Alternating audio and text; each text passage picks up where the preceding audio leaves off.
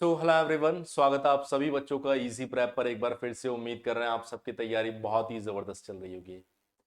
Dear students, वो सभी बच्चे जो सेकंड सेमेस्टर में है, बीईयू से अपना इंजीनियरिंग कर रहे हैं, उन सब बच्चों के दिमाग में एक सवाल बहुत टाइम से घूम रहा है कि सर सेकंड सेमेस्टर बीटेक के एग्जाम कब होने वाले हैं, कितने दिन इसमें और बचे हैं, और अब इस कम समय में हम लोग अपनी तैयारी को कैसे बूस्टअप कर सकते हैं, कैसे कम समय में हम अपने फाउंडेशन को या मैं कहूं पूरे सिलेबस को सही तरीके से कवर करके मैक्सिमम मार्क्स को स्कोर कर सकते हैं। तो आज की इस वीडियो में मैं आप सभी बच्चों को सेकंड सेमेस्टर के बारे में, कब एग्जाम हो सकता है और कैसे अब आप लोगों को तैयारी करनी चाहिए, उन सब के ऊपर सारी चीजें समझाने वाला हूं। देखिए, अगर हम लोग बात करें सेकंड सेमेस्टर, तो बीईयू का एक छोटा सा इतिहास रहा है जिसके अंदर वो एक डेट देगा, फिर वो आगे जाएगी, फिर उसके बाद में फिर से आगे जाएगी, फिर आखिरी में जाकर आपको एक फाइनल डेट मिलने वाली जिस पर आपका एग्जाम हो जाएगा। तो यहाँ पर अगर सेकंड सेमेस्टर को लेकर भी मैं आपको ये चीज क्लियर करूँ तो बहुत सारे बच्चों को लग रहा है कि शायद अक्टूबर लास्ट में हो जाएगा, नवंबर स्टार्टिंग में हो जाएगा। तो मैं आपको ये चीज क्लियर कर देता हूँ कि सेकंड सेमेस्टर का जो एग्जाम है वो आपका नवंबर लास्ट, या अगर आप मुझसे ज्यादा प्रोबेबिलिटी की बात करो तो दिसंबर में होने के पूरे पूरे चांसेस है।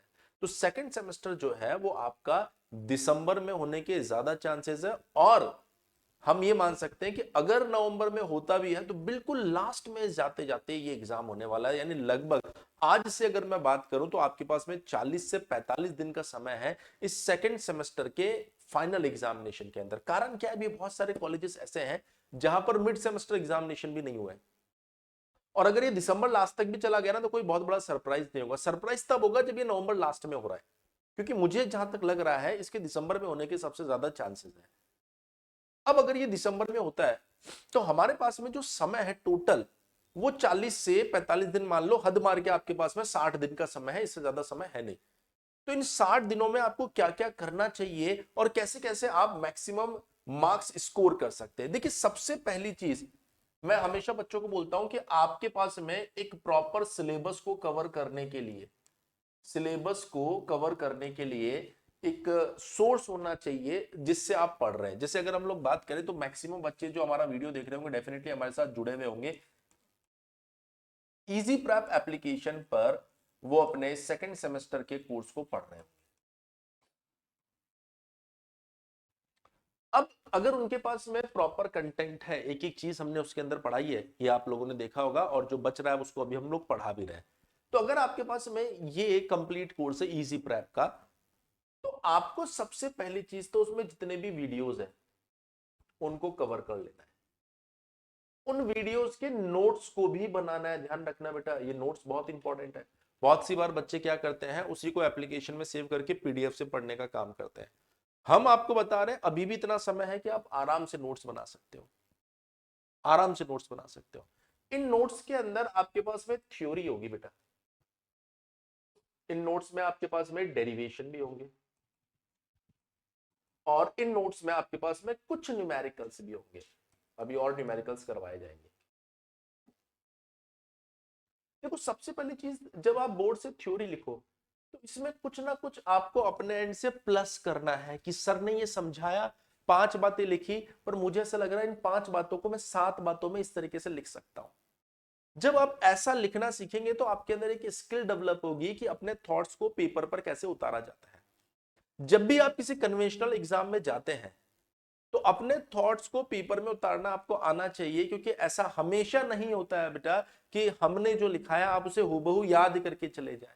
हम आपको समझा सकते हैं, पर आपको जो समझ में आया उसको पेपर पर लिखना आपको आना चाहिए। इसीलिए हम बोलते हैं कि जब भी नोट्स बनाओ तो हमारी थ्योरी के साथ साथ अपनी कुछ बातें वहां पर जरूर लिखो। जब आप डेरिवेशन नोट कर रहे हो अपनी कॉपी के अंदर, तो आप उसको प्रॉपर पहले वीडियो से समझ लो क्या हो रहा है उसके अंदर, फिर आप ये मानकर अपनी कॉपी में लिखो कि मैं एग्जाम के अंदर इसको लिख रहा हूं।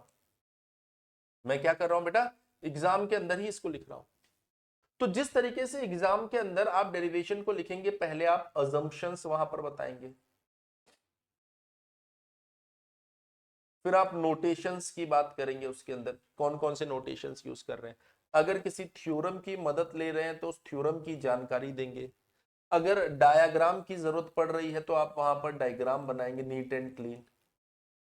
और उसके बाद में आपका जो कंप्लीट डेरिवेशन है उसको आप कंप्लीट करेंगे और लास्ट में जो आपको प्रूव करना था उसको आप स्टेटमेंट फॉर्मेट में लिखेंगे।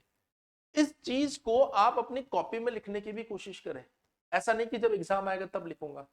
और जब अपनी कॉपी में आप डेरिवेशन को ऐसा लिखने की कोशिश करेंगे तो पहली जो मदद आपको मिलेगी वो है कि डेरिवेशन आपको सेम टाइम पर याद हो जाएगा। दूसरी जो चीज आपको मिलेगी, ये लिखने के बाद आप खुद से उसको देखो कि अगर आप कॉपी चेक करने वाले होते तो आप इसको कितना मार्क्स देते। अपनी गलतियों में सबसे पहले कोई दूसरा आइडेंटिफाई करे, आप खुद से उसको आइडेंटिफाई करो जिससे कि आप उनमें सुधार कर सके। एटलीस्ट आप अपनी साइड से सामने वाले के सामने बेस्ट रिप्रेजेंट करो चीजों को। सेम फॉर न्यूमेरिकल, जब आप अपनी कॉपी में न्यूमेरिकल लिख रहे हो, मैं अभी भी बता रहा हूं, अभी भी भरपूर समय है। कोई बच्चा ये मत सोचना सर अब तो कम टाइम है, कैसे नोट्स बनाएंगे, कैसे पढ़ेंगे। भरपूर समय है और ये पीक टाइम है अपने सेकंड सेमेस्टर को सही तरीके से कवर करने का। जब आप न्यूमेरिकल लिखे तो वहां पर गिवन डेटा जो न्यूमेरिकल वैल्यू दी गई है वो किस किस की दी गई है लिखो वहां पर। अब आप कौन सा थ्योरम या फॉर्मूला इस्तेमाल करने वाले हैं उसको लिखो और उसके अंदर जो नोटेशन इस्तेमाल हुआ है उसको बताओ और उसके बाद में उसको सॉल्व करो। और लास्ट में जब आपके पास में न्यूमेरिकल आंसर आ जाए तो उसको स्टेटमेंट के फॉर्मेट में भी लिखो। जैसे मान लीजिए आपने कोई ऐसे सोम का कोई क्वेश्चन आप सॉल्व कर रहे थे, मोमेंट ऑफ इनर्शिया आपने फाइंड किया जो है 24 mm पावर 4, तो वहां पे लिखो देयरफॉर द फाइनल या therefore the moment area moment of inertia for the given section will be 24 mm 4। ऐसे लिखो वहां पर आखिरी में सेंटेंस में, ताकि जो चेक करने वाला हो वो आखिरी बात को देखे कि आंसर आया, अच्छा इसने आंसर में लिखा है कि ये फाइनल आंसर होगा। क्योंकि जो चेक करते हैं ना कॉपी, वो आपकी और हमारी तरह बिल्कुल फ्री नहीं होते, उनको दुनिया भर का काम होता है। और दुनिया भर का काम हो या नहीं हो, कॉपी चेक करते समय उनको दुनिया भर का काम याद आता है और ऐसे में वो कॉपी को इतनी जल्दबाजी में चेक करते हैं कि बहुत सी बार ऐसा हुआ है कि बच्चे ने सब कुछ सही किया पर सही तरीके से रिप्रेजेंट नहीं किया तो मार्क्स नहीं मिल रहे। क्यों? क्योंकि चेक करने वाले सही से देखा ही नहीं। अब आपकी जिम्मेदारी ये बनती है कि एटलीस्ट मैं वहां पर अपनी कॉपी को ऐसे रिप्रेजेंट करूं कि उससे ये गलती ना हो जाए, क्योंकि गलती उसकी है, भुगतना आपको पड़ेगा। इसलिए इस तरीके से लिखो उसे। तो ये तरीका हो गया कि भैया वीडियोस को पूरा देखना, नोट्स को बनाना और ऐसे प्रैक्टिस करते रहना पैरेलली। उसके बाद में बात आती है कि जैसे आप न्यूमेरिकल करेंगे तो आप देखेंगे कि सर जब आपने नोट्स करवाया तो वहां पर लिमिटेड न्यूमेरिकल, सर लिमिटेड, और हमें न्यूमेरिकल के ऊपर थोड़ा सा डर लगता है। तो फिर क्या करेंगे सर ऐसे में? देखिए सबसे पहले तो आप उस सब्जेक्ट को आइडेंटिफाई करो। क्या आपका सब्जेक्ट ओनली थ्योरी वाला है या फिर थ्योरी प्लस न्यूमेरिकल वाला है या प्योर न्यूमेरिकल है? जब ओनली थ्योरी वाला है तो ज्यादा न्यूमेरिकल में मत पढ़ो, जो स्टैंडर्ड न्यूमेरिकल करवाए गए हैं उतने ही करो, ज्यादा कोई दिक्कत नहीं है।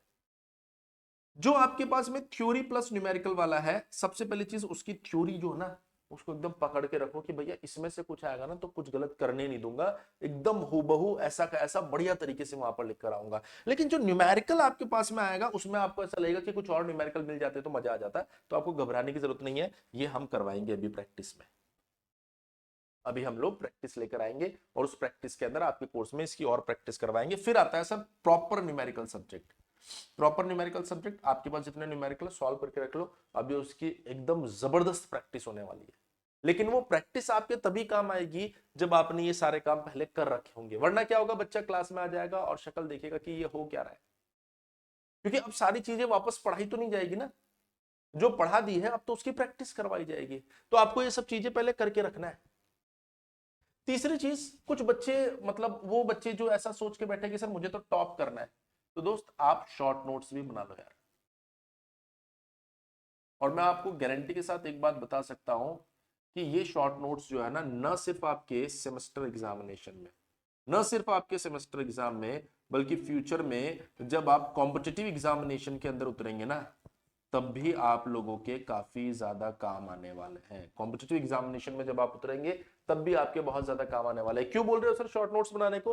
मैंने कहा बहुत सी बार क्या होता है कि हमें ऐसा लगता है कि यार जैसे दिवाली की छुट्टी आ रही है, मैं थोड़ा सा फ्री हूं तो मैं सब्जेक्ट्स को रिवाइज कर लेता हूं। तो मैं बच्चों को बोलता हूं अगर सब्जेक्ट पे अच्छी कमांड है आपकी तो शॉर्ट नोट से रिवाइज करो, उसके अंदर जिस चैप्टर में दिक्कत आती है उसके डिटेल नोट्स में जाके उसको वापस से पढ़ लो।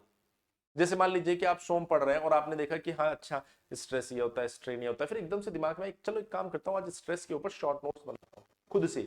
तो आपने लिखना चालू किया, लिखा, फिर आपने उसको पढ़ा, बोला मजा नहीं आया, फिर आप डिटेल नोट्स को पढ़ो कि कौन कौन सी ऐसी बातें थी जिनको मुझे कंसीडर करना था अपने इस आंसर के अंदर। ध्यान रखना, कोई भी आंसर जो एग्जामिनेशन में लिखा होता है उसको हूबहू आप कॉपी से नहीं छाप पाते। बहुत सी बार बच्चा ऐसा बोलता है कि सर वो एक टॉपिक पढ़ा था मैंने सर हुक्स लॉ, तो आपने उसके अंदर 4 लाइन लिखवाई है और 2-3 डेरिवेशन टाइप का स्टेटमेंट लिखवा दिया और एग्जाम में वो 7 नंबर का आ गया, तो अब मैं कैसे लिखूं? तो वो जो 4 लाइन और वो जो आपके पास में फॉर्मुलेशन है वो उसका कोर कंटेंट है। एग्जामिनेशन में अगर वो 3 नंबर का आ रहा है तो उसको समराइज करके लिखो, अगर वो 7 नंबर का आ रहा है तो उसको लिबरेट एक्सटेंड करके लिखो। यही कला तो सीखनी होती है और इसी के लिए तो एग्जाम होता है आपका। हमने आपको बताया कि भैया ये 5 बातें होती है इस पर्टिकुलर लॉ के अंदर, तो वो 5 बातें आपके दिमाग में फिट हो जानी चाहिए। जब उनके बारे में लिख रहे हो ना तो ये चीज देख लो कितने नंबर का क्वेश्चन है और कितना मुझे लिखना है, और उसी की प्रैक्टिस के लिए सारी बातें मैं आप लोगों को बता रहा हूं कि ऐसा ऐसा करो। तीसरी चीज जो मैं आपको बता रहा हूं, बहुत सी बार बच्चा क्या करता है, पीवाईक्यूज के पीछे भाग रहा है। अब मैं एक चीज बताऊं, जब आपका सिलेबस ही पहली बार आया है तो इसका पीवाईक्यू मिलेगा कैसे आपको, उसका पीवाईक्यू आपको मिलेगा कैसे?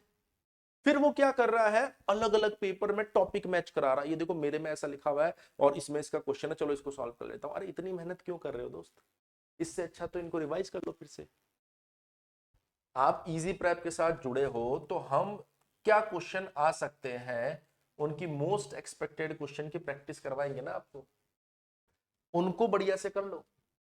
अपने थ्योरी को, अपने डेरिवेशन, अपने न्यूमेरिकल और मोस्ट एक्सपेक्टेड क्वेश्चन, और जो आखिरी में हम लोग वीवीआई क्वेश्चंस देंगे, इतना कर लो। मैं आपको गारंटी के साथ बोल रहा हूं, आप न सिर्फ पास, आप बल्कि टॉप करने के लिए जाएंगे। दिक्कत ये होती है कि बच्चा एंड मोमेंट पे इन सब चीजों के बारे में सोचता है, जब उसको लगता है कि आप फेल होने की कंडीशन आ गई है, तो इतना सारा कंटेंट लेके भी फिर वो सिर्फ जस्ट पास हो पाता है। और हम बच्चे को बोलते हैं यार ऐसा मत करो, आप फ्रॉम द डे 1, अब अगर डे 1 नहीं हो पाए तो आज से, इस वीडियो को देखने के बाद से आप अपनी तैयारी को शुरू कर दो, ताकि आप पास होने की लड़ाई से आगे उठ के स्कोर करने की लड़ाई पर चले जाओ। ये जो 45 से 60 दिन होने वाले हैं ना, इसमें अगर आप बढ़िया से पढ़ लोगे ना, तो मैं आपको बता रहा हूं कि आप एग्जामिनेशन के अंदर बहुत अच्छा परफॉर्म करोगे। वो बच्चे जो ऐसा सोच रहे हैं कि सर फर्स्ट सेम में अच्छा नहीं कर पाए, अब सेकंड सेम में भी अच्छा नहीं कर पाएंगे तो ईयर बैक भी लग सकती है।